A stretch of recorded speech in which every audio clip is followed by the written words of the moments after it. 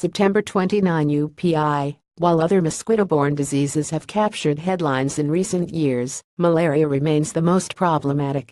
Every year, several hundred million people become infected, and a few 100,000 perish.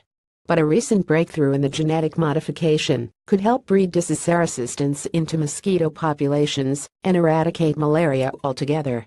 Malaria is caused by a parasitic protozoan called Plasmodium that lives in the guts of mosquitoes. Humans can become infected when bitten by a mosquito carrying the parasite. To stop the disease in its tracks, scientists have been genetically modifying mosquitoes to make the insects resistant to the parasite.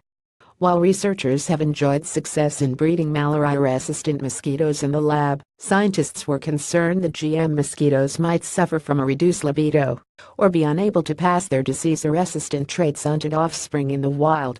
But a new study, published this week in the journal Science, suggests their methods translate to success in the wild.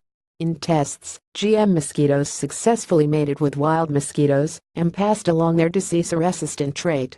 90% of the offspring in each generation passed along the GM trait, scientists explained in an NIH press release.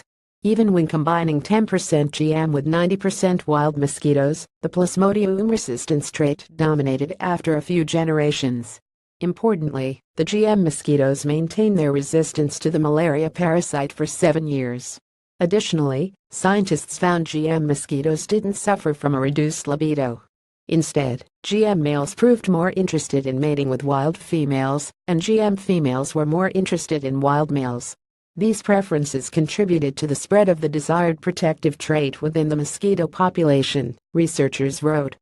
While the latest tests involved wild mosquitoes, the experiments were still conducted in the lab.